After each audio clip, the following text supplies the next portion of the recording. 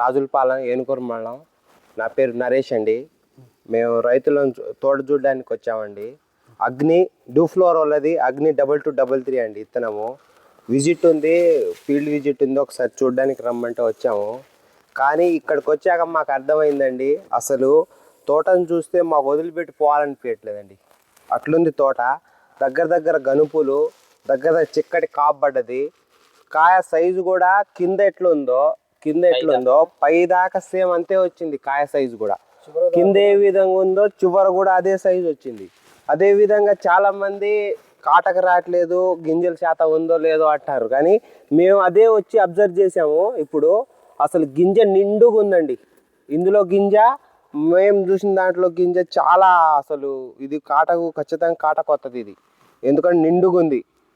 కాబట్టి రైతు సోదరులకు నేను తెలియజేసేది ఏంటంటే, ఇలాంటి ఇత్తనం, దమ్మున ఇత్తనం, ఇలాంటి ఇత్తనం మనం తీసుకొని మనం వేస్తే మనకు దిగుబడి పెరిగిద్ది.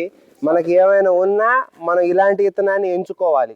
మనం చాలా ఫీల్డ్ విజిట్ చేస్తూ ఉంటాంలే, కానీ మనకు దమ్మున్న ఇత్తనం ఏదంటే అగ్ని 2233 ఇత్తనం అని మాకు అనిపించింది. మేము 5 రైతులు వచ్చాము.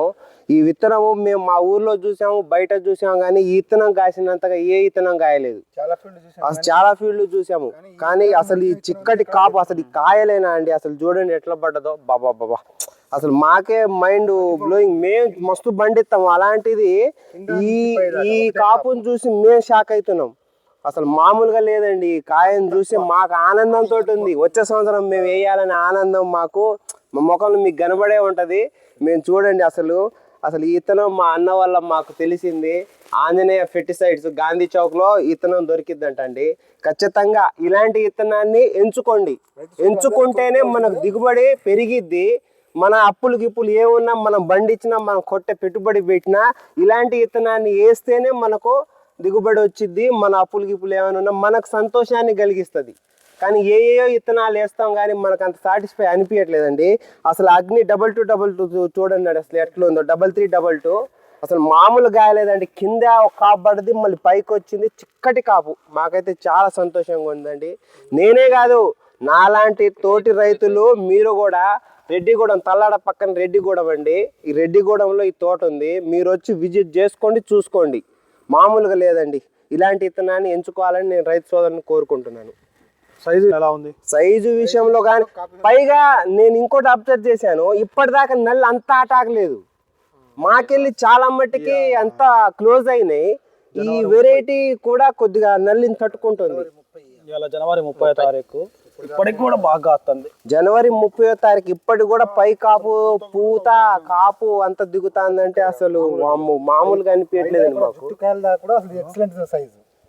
ఈ వెరైటీ ఎవరైనా వేసుకోవచ్చా? ఖచ్చితంగా అండి, ఎవరైనా ఈ ఇత్తనాన్ని వేసుకో, డౌటే లేదు వాడికి, అసలు డౌటే లేదు. మేము తోటి రైతులకు మేము చెప్తున్నాం.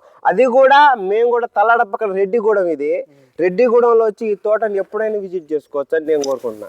ఎందుకంటే రైతులు కొంతమంది ఏంటంటే చెప్తారు, నిజమో కాదో అనుకుంటారు, కానీ మనస్ఫూర్తిగా చెప్తున్నానండి, హార్ట్ఫుల్గా. నేను అసలు కాసిన ఇత్తనం కాసింది, అసలు ఆ చిక్కటి కాపు, దగ్గర గనుపులు, ఇది చూసి మాగా మైండ్ పోతుందండి. ఇలాంటి ఇత్తనాన్ని ఎంచుకోవాలి రైతు. సుమారుగా దిగుబడి ఎంత ఆలోచిస్తారు? ఖచ్చితంగా ఇది 30 నుంచి 35 దిగిద్దండి పక్కా అండి. మేము అందరి నోట్లో చదివే మాట వచ్చిందా లేదా?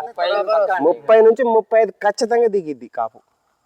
ఈ అసలు కాయలు చూడరాదండి, దిగుబడి అసలు ఇలాంటి కాయ నిండుగుంది. గింజలు నిండుగుంది, స్టెప్ వచ్చింది చూడండి. నేను 6 అడుగులు నా ఎత్తుంది. ఇప్పుడు 5 అంగుళాల కాడ నుంచి మొత్తం ఇప్పుడు 3 అడుగులు చెట్టు దాకా మొత్తం కాయ మామూలుగా కాపండి. అసలు ఫస్ట్ టైం ఇలాంటి తోటను చూస్తున్నాం మేము.